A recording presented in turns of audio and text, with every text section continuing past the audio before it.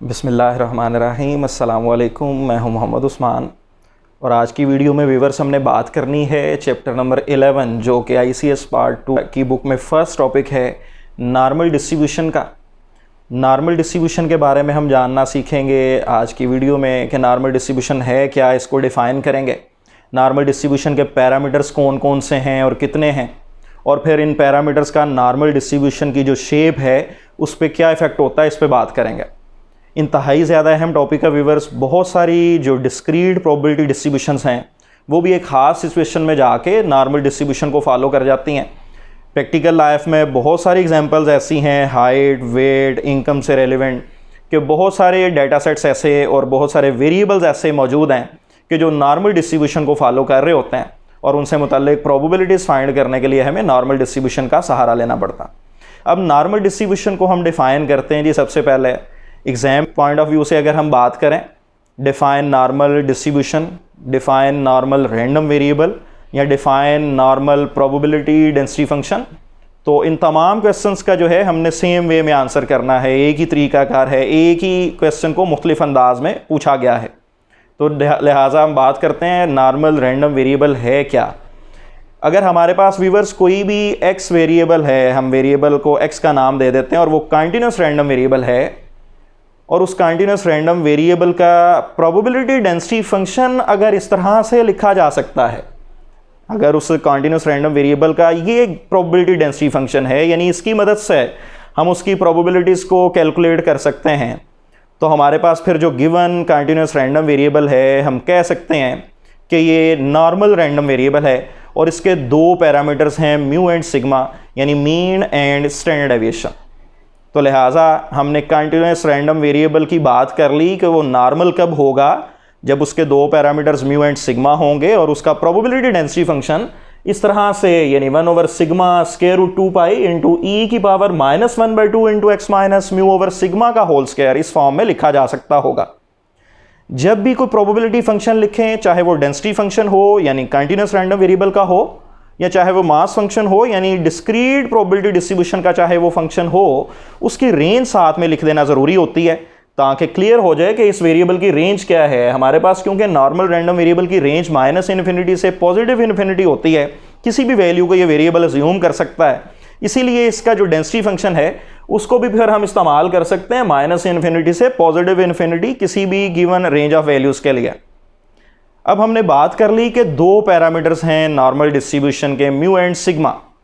अगर म्यू और सिग्मा दो पैरामीटर्स हैं तो इन पैरामीटर्स का नॉर्मल डिस्ट्रीब्यूशन की शेप पे क्या इफेक्ट होता है, इस पे बात करेंगे। यानी हमने यहाँ पे फिर ये जिक्र कर लिया कि पैरामीटर्स ऐसी क्वांटिटीज़ को कहा जाता है जो किसी भी डिस्ट्रीब्यूशन की शेप पे इफेक्ट कर रही होती हैं। अगर पैरामीटर्स की वैल्यूज में कोई चेंज आएगा तो डिस्ट्रीब्यूशन की शेप बदल जाएगी।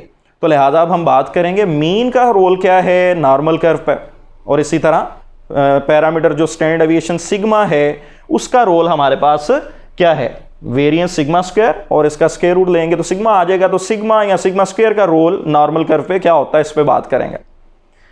क्योंकि ये नॉर्मल डिस्ट्रीब्यूशन है व्यूअर्स, इसलिए हमारे पास इसकी शेप जो है ये सिमेट्रिकल शेप की होती है और नॉर्मल, यानी बहुत ज़्यादा पीकनेस या बहुत ज़्यादा फ्लैटनेस नहीं होती। जिस तरह के हम डिस्पर्शन के टॉपिक में बात करते हैं कि हमारे पास जो है अगर सेकंड मोमेंट रेशो 3 आ जाए, मेसोक्रेटिक शेप होती है, यानी बहुत ज़्यादा ना तो ऊंची पीक ना फिर बहुत ज़्यादा कम पीक, यानी लेप्टो या प्लेटेक्रेटिक शेप नहीं होती। तो ये मेसोक्रेटिक शेप की हमारे पास ये नॉर्मल डिस्ट्रीब्यूशन की कर्व होती है जी। और इस पर मीन का इफेक्ट क्या है कि अगर मीन की वैल्यू चेंज हो जाएगी तो कर्व की लोकेशन चेंज हो जाएगी। फॉर एग्जाम्पल हमारे पास मीन 10 है, अगर मीन बढ़ जाएगा 12 हो जाएगा तो ये राइट साइड पे मूव कर जाएगी, और अगर मीन 10 से कम हो गया 8 हुआ तो ये फिर लेफ्ट साइड पे मूव कर गई। तो लिहाजा हमने ये बात कर ली कि पैरामीटर म्यू यानी मीन का इफेक्ट जो है नॉर्मल कर्व की शेप पे वो क्या है कि ये जस्ट नॉर्मल कर्व की लोकेशन को चेंज कर देता है। मीन की वैल्यू चेंज होने से नॉर्मल कर्व की लोकेशन चेंज हो जाती है। यानी हम कह सकते हैं कि the parameter mu mean controls the location of the normal curve. अब बात करते हैं जी जो सेकंड पैरामीटर है स्टैंडर्ड डेविएशन सिग्मा का रोल क्या है, या वेरिएंस का रोल जो है नॉर्मल कर्व पे क्या होता। अगर हमारे पास स्टैंडर्ड डेविएशन जो है इसकी वैल्यू 5 है, तो आप देख रहे हैं कि ये वाली कर्व है हमारे पास फ्लैटन, जिसकी पीकनेस बहुत ज़्यादा कम है। ये जो समझने के लिए है, इसकी शेप्स जो है हमने बनाई।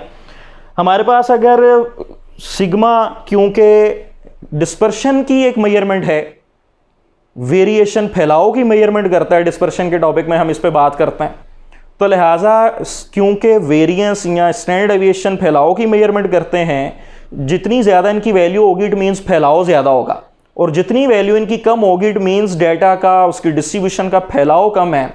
तो लिहाजा बिल्कुल वही यहाँ पे बात कि हमारे पास अगर तो स्टैंडर्ड डेविएशन की वैल्यू ज़्यादा है इट मीन्स के फैलाव कर्व का ज़्यादा है, पीकनेस कम है।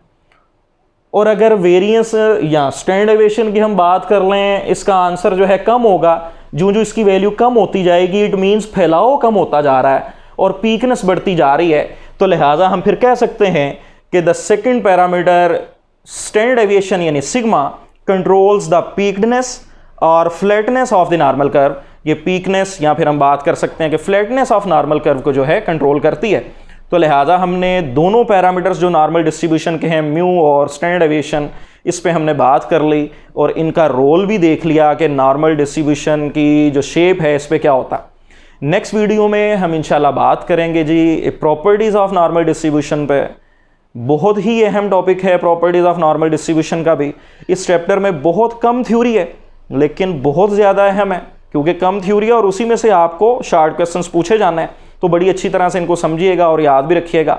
तमाम टर्म्स जिनको डिफाइन किया गया है उनकी डेफिनेशन डिस्क्रिप्शन में अवेलेबल हैं और रिलेटेड वीडियोस के लिंक्स भी डिस्क्रिप्शन में अवेलेबल हैं।